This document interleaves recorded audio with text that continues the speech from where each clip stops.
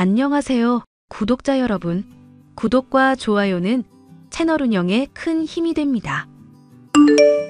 안녕하세요. 저는 대전에서 작은 복지재단을 운영하며 살고 있는 30대 중반 여성입니다. 아이가 돌이 갓 지나서 이것저것 챙겨줘야 할 게 많아서 육아하랴 일하랴 정신없는 나날을 보내고 있네요. 제가 이렇게 사연을 쓰게 된 이유는 제 인생에서 가장 특이하고 어이없던 한 사람을 소개하고 싶어서입니다. 워낙 사람 미워하면 안 된다는 소리를 듣고 자라서 남에게 싫은 소리를 못하고 사는 성격이에요. 그런데 제가 태어나서 처음으로 시원하게 한 방 먹인 사람이 있습니다. 바로 제 형님이에요. 어떤 사연인지 궁금해하실 게 뻔하니 지금 바로 사연 시작할게요. 저는 오래전 아버지가 사업 실패로 인해 안타까운 선택을 하시면서 친정엄마와 단둘이 살아왔습니다. 없는 형편의 엄마는 어렵사리 시장에서 생선 파는 일을 시작하셨어요. 그런 엄마에게 누가 되지 않고 자랑스러운 딸이 되기 위해 열심히 공부했고 학교에서 장학금과 기관의 도움으로 후원금을 받으며 학업을 마칠 수 있었습니다. 대학도 원하는 대학에 전액 장학금을 받으며 우수한 성적으로 졸업했고 졸업과 동시에 바로 취직을 했어요. 그곳에서 만난 남편과 인연이 닿아 연인 사이로 발전했고 결혼을 약속하게 되었죠. 저는 앞서 말씀드렸다시피 잘난 집안도 아니었고 내세울 게 없던 평범한 여자였어요. 그에 반해 남편은 부유한 집 아들이었고 딱 봐도 귀티가 좔좔 흐르는 멋있는 사람이었습니다. 당연히 저는 주눅이 들 수밖에 없었고 그런 저를 남편이 따뜻하게 보듬어 주었습니다.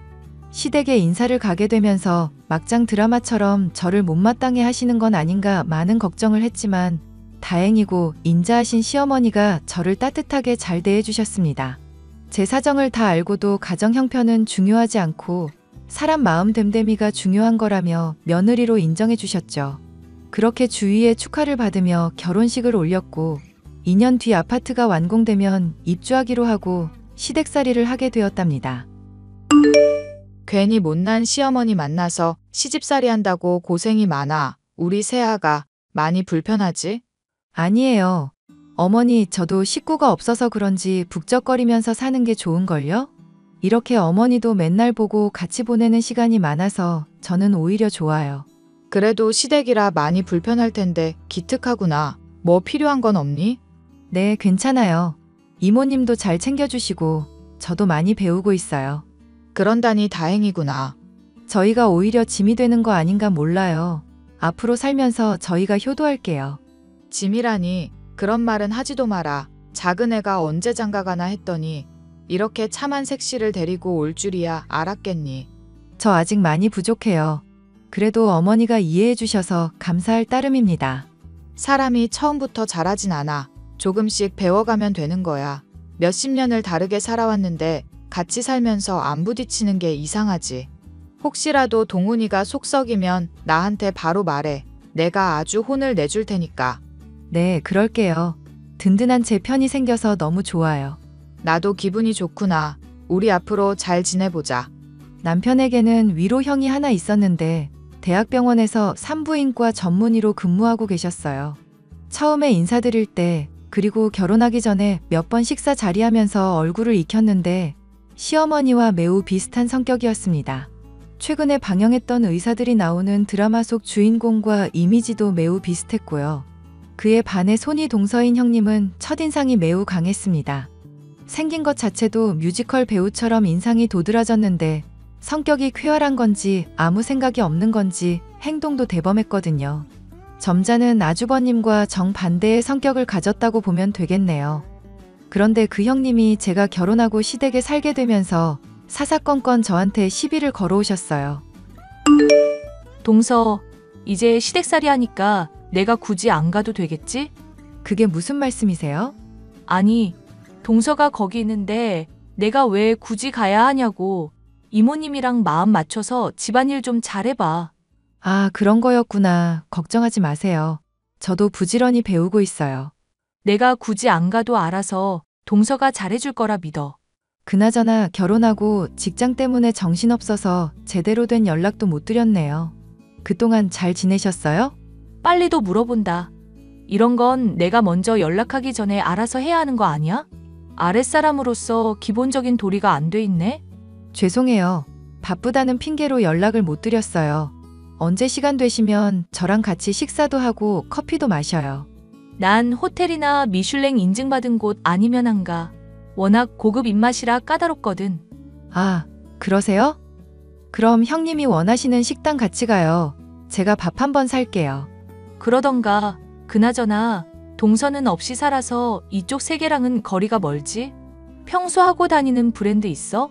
아, 딱히 정해진 건 없어요. 브랜드 안 따지고 제 눈에 예쁘면 그만이랍니다. 그럼 명품도 없어? 우리 집안에 먹칠을 하려고 작정했구나. 싸구려 가방을 메고 다닌단 말이야?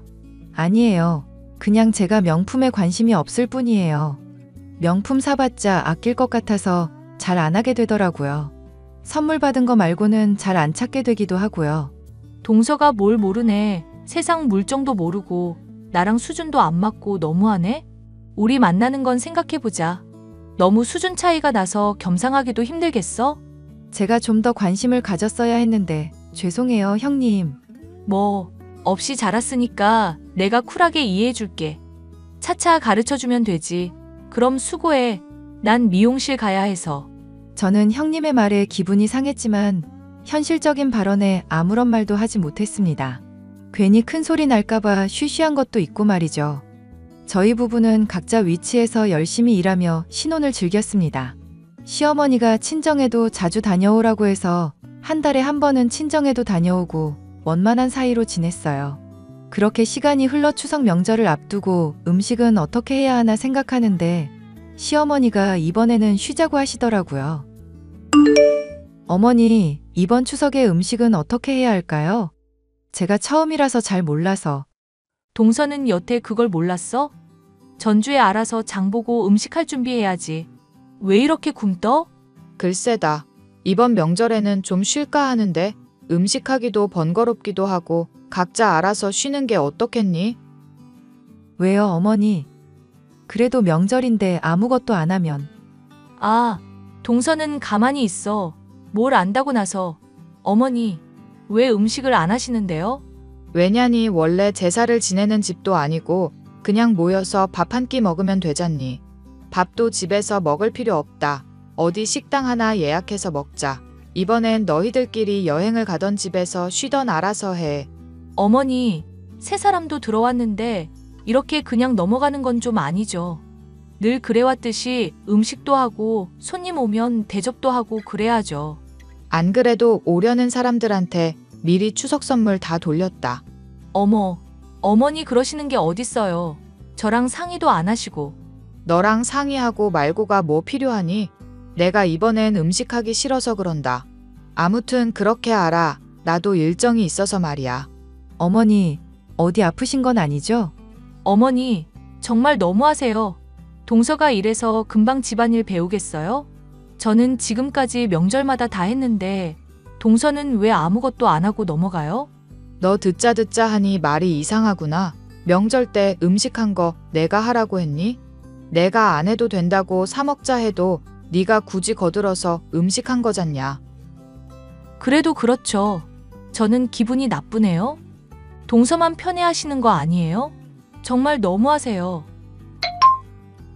어머니, 형님, 어떻게 해요? 신경 쓰지 말고 식당이나 알아보거라. 애들한테 연락해서 일정 조율도 좀 해보고.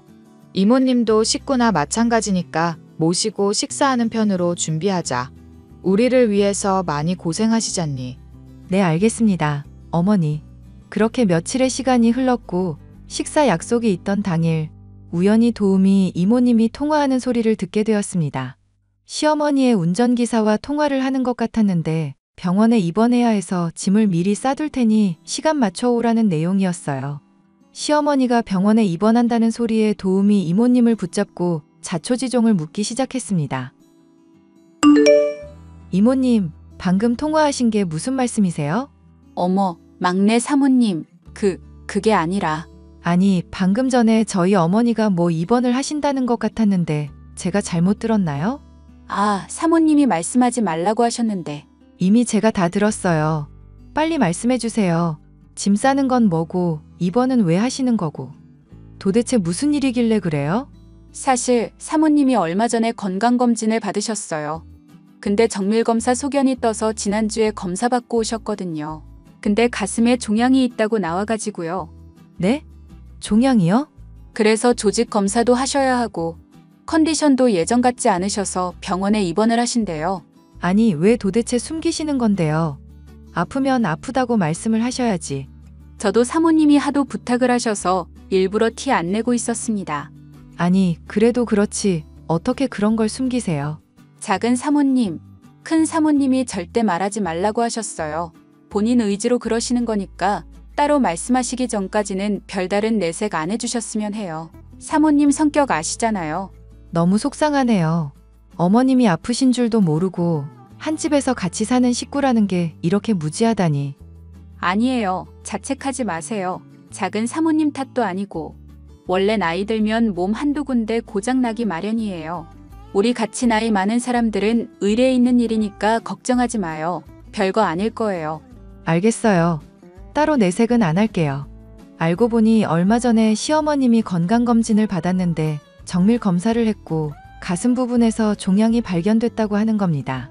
조직 검사도 해야 하고 여러 가지 검사를 더 해야 해서 병원에 3일 정도 입원해야 하는 상황이었던 거고요. 시어머니가 암일지도 모르는 상황에 멘붕이 왔고 큰 충격을 먹을 수밖에 없었습니다.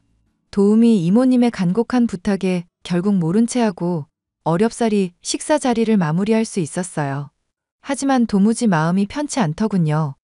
결국 집에 돌아와서 시어머니를 찾아가 솔직하게 이야기를 했습니다. 어머니, 주무세요? 아니다, 들어오거라. 무슨 일 있니? 피곤할 텐데 쉬지 않고. 저 드릴 말씀이 있어서요. 이모님이 부탁하셨지만 그래도 며느리 된 도리는 해야 할 것 같아서요. 어머니 병원에 입원하시는 거 왜 숨기셨어요?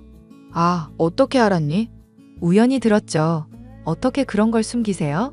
자식들 걱정시켜봤자 좋을 게 뭐가 있냐? 별거 아니야. 난 괜찮다? 어머니도 속이 말이 아니실 텐데 왜 그런 걸 혼자 감당하세요? 저도 있고 그이도 있고 아주버님 내외도 있고. 나도 살 만큼 살았으니까 더 이상 미련은 없다.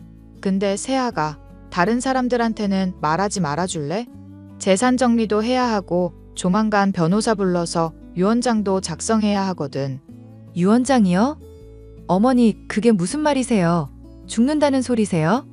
그런 말 함부로 하지 마시라고요. 아이고, 내가 말실수를 했구나. 꼭 죽음을 앞두고 재산 정리를 한다는 게 아니라 내 나이 내일 모레면 70이고 조금씩 나눠두는 거야. 이렇게 해야 재단 운영도 원활하고. 깜짝 놀랐잖아요, 어머니. 일단 어머님 말씀대로 함구하고 있을게요. 일 생기면 바로 알려주세요, 네? 알았다. 알았어. 내가 우리 며느리가 눈물이 이렇게 많을 거라고는 생각을 못했네. 미안하다. 연휴가 지나고 시어머니가 병원에서 무사히 퇴원하고 집으로 돌아오셨습니다. 검사 결과 다행히 암은 아니었고 무록 같은 거여서 간단한 시술로 없앴다고 하네요. 크게 한숨 돌리며 이제라도 시어머니를 잘 보살펴드려야겠다고 생각했습니다. 시어머니는 변호사를 불러 유언장 작성과 함께 재산 정리에 들어가셨어요. 변호사와 따로 독대하여 진행하신 일이나 내용은 뭔지 몰랐습니다. 그렇게 조금씩 일상을 살아가던 중 저에게도 작은 변화가 생기고 말았습니다. 회사에서 일을 하는데 순간 머리가 핑 돌더니 그대로 정신을 잃고 쓰러진 거예요. 깨어나 보니 병원이었고 알고 보니 제가 임신 7주 차에 심한 빈혈기가 있어서 쓰러졌던 겁니다. 갑작스러운 임신 소식에 저는 조금 당황스러웠지만 남편이 크게 기뻐해줬고 가족들에게 임신 사실을 알리게 되었죠. 동서, 임신했다는 소식 들었어. 찬물도 위아래가 있는 법인데 동서는 참 예의가 바닥이네? 네? 무슨 말씀이세요? 아니, 그렇잖아. 임신을 해도 내가 먼저 해야지 왜 동서가 먼저 하고 지랄이냐고. 그리고 우리 그이 병원으로 다니더라? 누구 약 올리려고 그러는 거야? 동서는 수치심도 없어? 형님, 뭔가 오해를 하신 것 같은데요. 저도 회사에서 갑자기 쓰러져서 안 거고 실려간 응급실이 아주버님 병원이었어요. 다른 병원 다닐 바엔 그 병원이 나을 것 같아서 따로 병원 안 옮기고 다니는 거고요. 위선 떨지 마. 내가 모를 줄 알아? 일부러 시댁살이 하는 것도 다 물려받을 재산 노리고 그런 거 아니냐고. 형님, 그런 거 아니라니까요? 절 뭘로 보신 거예요? 이제라도 본 모습을 보여주지 그래? 동선의 엄마 시장에서 생선 장사한다며? 그런 사람 밑에서 뭘 보고 자랐겠어? 지금 저희 엄마 모욕하시는 거예요? 형님, 도대체 왜 그러세요? 왜? 양심에 찔리니? 애초에 돈 노리고 서방님한테 접근한 거 아니야? 너 같은 부류들 내가 아주 잘 알거든? 형님, 그만 좀 하세요. 그런 거 아니에요. 하이고, 무서워라. 그러다 한 대 치겠다? 배운 게 없어서 이성적으로 생각 못하고 사람 패는 거 아니야? 형님, 저 많이 참고 있어요. 그만 좀 하세요. 자꾸 이런 식으로 나오시면 저 어머니고 뭐고 가족들한테 다 떠벌릴 거예요. 이제야 성깔 좀 부리네? 그래, 어디 한번 해봐. 몇 년을 같이 산 내 말을 믿는지 1년도 안 된 네 말을 믿는지 어디 한번 해보라고. 가짜는 게 어디서. 임신 사실을 알게 된 후 저는 매일매일 행복의 겨운 나날을 보냈습니다. 솔직히 형님만 아니면 정말 완벽한 하루였는데 하루가 멀다 하고 연락 와서는 돈 노린 거 아니냐. 남편 아이 맞냐며 폭언을 일삼았어요. 저는 그동안 형님과 나눴던 대화를 모두 캡처해 모아두었고 때를 기다리기로 했습니다. 한 달 정도의 시간이 흐르고 안정기에 접어들면서 입덧도 가라앉으니 몸이 조금 편안해지더라고요. 먹는 족족 토했었는데 가리는 음식 없이 골고루 잘 먹을 수 있게 되었고 컨디션도 좋아지고 있었습니다. 하루는 주말이어서 시댁에서 조용히 쉬고 있는데 형님이 보약을 들고 찾아왔어요. 하필 가족들이 모두 다 외출한 틈이었고 찝찝했지만 차 한 잔 내주며 응대하게 되었죠. 동서, 아직 배도 안 나왔네? 혼자 아주 팔자가 좋네? 형님, 어쩐 일이세요? 내가 시댁에 마음대로 못 와? 내가 오는 게 달갑지 않나 봐? 아, 그런 뜻으로 이야기한 게 아니었어요. 오해하셨으면 죄송합니다. 친정에서 그 따위로 배웠어? 애 떨어지는 약 지워왔으니깐 얼른 먹어. 이게 뭐예요? 귓구멍도 막혔니? 애 떨어지는 약이라니까? 그러게 누가 나보다 임신을 빨리 해? 형님, 이게 도대체 무슨 짓이에요? 무슨 지식인? 내가 너 애초에 결혼한다고 인사하러 왔을 때 구린내 나서 마음에 안 들었거든? 형님, 어떻게 저한테... 닥쳐. 내 말 안 끝났어. 수준도 안 맞는 년 재산 노리고 결혼한 거 숨기지 마. 시어머니 예쁨 받으니까 좋아? 형님, 정말 너무하세요. 저 가족들 생각하는 마음 진심이거든요. 제가 없이 산 건 맞지만 형님이 생각하시는 그런 거 아니라고요. 왜 그렇게 사람을 미워하세요? 네 꼬락서니가 그렇잖아. 내가 안 미워하게 생겼니? 아무튼 닥치고 이 약 먹어. 싫어요. 제가 왜 그래야 하는데요? 소중한 제 아이라고요. 재산 가로챌 생각 말고 약 먹고 애 떨어지면 알아서 이혼하고 집 나가. 형님, 함부로 말하지 마세요. 당장 이 집에서 나가주세요. 야, 이 집이 네 집이냐? 이게 눈에 뵈는 게 없구나? 너 당장 입 벌려. 내가 이 약 쑤셔 넣어줄 테니까. 대가리에 총 맞았나 제정신이 아니네. 저도 더 이상은 가만히 못 있겠네요. 당장 나가주지 않으시면 경찰이든 뭐든 부를게요. 아이고 무서워라. 안 그래도 난 모임 있어서 가봐야 하거든. 이 약 꼭 챙겨 먹고 좋은 소식 들려주길 바라. 저는 모든 대화를 다 녹음해두고 있었고 홈캠도 있었기에 관리인한테 말해서 영상도 다 모아놓았습니다. 도저히 가만히 있을 수 없는 상황에 형님이 지어온 보약의 성분 의뢰를 맡겼고 정말 임산부가 먹어서는 안 될 성분들만 있었습니다. 저는 모든 증거를 모아두었고 언제 가족들에게 말해야 하나 고민을 하게 되었죠. 그러다 얼마 뒤 시어머니가 가족 식사 자리를 만들었고 밥 다 먹고 차 마시는 자리에서 모든 증거를 까발렸습니다.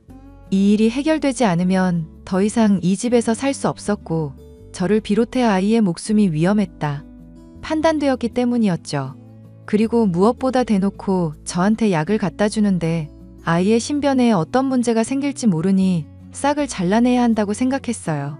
제가 모든 사실을 말하며 증거를 들이밀자 잠시 정막이 흐르더니 형님은 악다구니를 쓰며 소리치더군요. 순식간에 집안 분위기는 엉망이 되고 말았고 아주버님은 발악하는 형님의 뺨을 한 대 치고는 밖으로 끌고 나갔습니다. 여보, 이게 무슨 일이야? 세아가 너 왜 이런 거 미리 말 안 했니? 이게 보통 일이야? 어머니, 저도 어쩔 수 없었어요. 다짜고짜 말씀드리면 제 입장만 난처하고. 그래도 그렇지. 몸은 괜찮은 거냐? 아이는 무사하고? 네, 아이는 괜찮아요. 당신도 놀랐죠? 그럼 지난번에 쓰러진 뒤로 내가 얼마나 노심초사했는데 형수님이 이런 짓을 하시다니. 왜 나한테 미리 말 안 했어? 증거도 없고 누가 납득하기 어려운 일이기도 했고요. 미리 말하지 못해서 미안해요. 이런 것도 모르고 말도 안 되는 수모격계해서 미안하다. 너희들 당장 분가할 준비해라. 어머니, 그럴 필요 없어요. 이제 가족들이 알았으니까 위험할 일도 없고요. 내가 신경 썼어야 했는데 바쁘다는 이유로 그러질 못했어. 진심으로 사과할게. 당신한테 좀 더 신경 쓸게. 괜찮아, 여보. 내 몸은 내가 지켜야지. 세아가 그런 말 하지 말아라. 그러지 말고 이참에 회사 그만두는 게 어떻겠니? 슬슬 배도 불러오고 너 빈혈도 있어서 몸이 말이 아닐 텐데. 안 그래도 생각하고 있었어요. 상태가 좋아지긴 했지만 몸에 무리가 가긴 하더라고요. 그럼 회사 관두고 이왕 이렇게 된 거 몸조리나 제대로 하자. 내가 에스테틱 끊어줄 테니까 마사지도 다니고 그러렴. 네, 감사해요, 어머니. 결국 아주버님 부부는 이혼을 하기로 했습니다. 아주버님은 저에게 매일 연락해 미안하다며 사과를 하셨죠. 형님은 이혼을 납득할 수 없다며 매일같이 시댁에 찾아와 이럴 순 없다며 행패를 부리기 바빴습니다. 제가 돈 노리고 접근한 거라며 말도 안 되는 논리를 펼치고 집안을 쑥대밭을 만들어 놓더라고요. 결국 보안요원에 연행되어서야 잠잠해졌고 시어머니는 형님에게 접근 금지 명령을 내렸습니다. 형님은 위자료 한 푼 못 받고 쫓겨났고 저에게 연락해서 폭언을 했지만 한 번 더 연락하면 집안을 망하게 해버리겠다며 시어머니가 협박하니 그 뒤로 아무런 연락이 없더라고요. 한동안의 소란이 잦아들고 우연히 시어머니와 앨범을 보는데 익숙한 사진을 발견했습니다. 여러 명의 초등학생들과 시어머니가 찍은 사진이었고 그 중에 제가 있는 게 아니겠어요? 알고 보니 저를 어린 시절부터 후원해준 후원자가 바로 시어머니였던 겁니다. 당시 처음이자 마지막으로 얼굴을 봤던 터라 꼭 기억해야지 싶어 어렵사리 한 장을 지니고 있었는데 분실을 하고 말았죠. 사진을 잃어버리는 바람에 제가 기억을 못하고 있었는데 사진 속 저의 모습을 보고 알았습니다. 어머니, 이 사진 무슨 사진이에요? 아, 내가 오래전부터 재단 통해서 후원하는 일이 있어. 20년쯤 됐을 건데 이때 후원하던 아이들이랑 찍은 사진이야. 어머니, 저 기억 못 하시겠어요? 응? 무슨 소리니? 너를 기억 못하다니? 사진 속 이 여자아이가 바로 저라고요. 뭐? 그게 정말이니? 어머니, 저 어려웠던 거 아시죠? 그래도 후원 받으면서 겨우 고등학교 졸업하고 대학 간 거잖아요. 그래서 저는 그게 너무 고마워서 후원자가 누군지 알면 나중에 커서 꼭 은혜를 갚겠다 생각했는데. 아니, 정말이니? 네가 이 여자애야. 내가 특별히 예뻐했던 아이거든. 어쩐지 유독 눈에 들어오더라니. 제가 사진을 잃어버리는 바람에 후원자 얼굴을 잊고 지냈어요. 사는 게 힘들다는 이유로 잊고 지냈는데 이렇게 만났네요. 어머, 정말 신기하다. 내가 그때 사연 듣고 얼마나 가슴이 아팠던지. 사실 나도 비슷한 처지란다. 그래서 더더욱 애정이 갔었고 우리가 이렇게 만날 인연이었나 보네. 그러게요. 어머니, 늦었지만 감사해요. 그때 어머니 도움 아니었으면 지금의 저도 없었어요. 정말 감사합니다.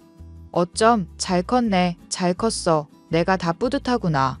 앞으로 살면서 어머님이 베풀어 주신 거 갚아나갈게요. 열심히 사는 모습 보여드릴 테니까 오래오래 행복하게 사셔야 해요. 그래, 알겠다. 아휴, 우리 세아가. 그렇게 시어머니와 감동적인 재회를 하고 저는 몇 개월 뒤 건강한 남자아이를 출산했습니다. 그런데 시어머니와 남편이 저에게 큰 선물을 안겨주더군요. 산후조리를 해야 하는데 친정엄마가 멀리 사니 가까이 모시는 게 어떻겠냐고 했고 시댁에서 함께 살게 된 겁니다. 여러분이 생각하시기에 시어머니와 친정엄마가 한 집에 산다는 게 이해가 되지 않으실 수 있지만 시어머니는 넓은 집에 사람이 북적거려야 한다며 흔쾌히 친정엄마를 모실 수 있게 해주셨어요. 그리고 시어머니 명의 건물 1층에 생선가게를 차리게 되었습니다. 아주버님 부부는 이혼을 마무리 짓고 형님은 참회의 눈물을 흘리셨습니다. 저희와의 인연은 완전히 끝이 났고 아주버님은 이혼의 아픔을 견디겠다며 1년간 해외 연수를 떠나셨죠. 저도 몸조리가 끝나면 커피 관련 공부를 하고 카페 창업을 할 예정인데요. 그리고 시어머니에게 재단 일을 조금씩 인계받고 있고 카페의 수익금도 후원 아동들을 위해 쓰일 예정이고요. 시어머니에게 받은 사랑만큼 저도 다른 누군가에게 그 사랑을 베풀려고 합니다. 앞으로 살아가면서 큰 도움은 되지 못하더라도 살아가려는 의지를 심어줄 수 있다면 그걸로 만족하려고요. 앞으로 온 가족이 모여 하하호호 웃을 날만을 기약하며 제 사연을 마무리하겠습니다. 긴 사연 들어주셔서 감사드려요.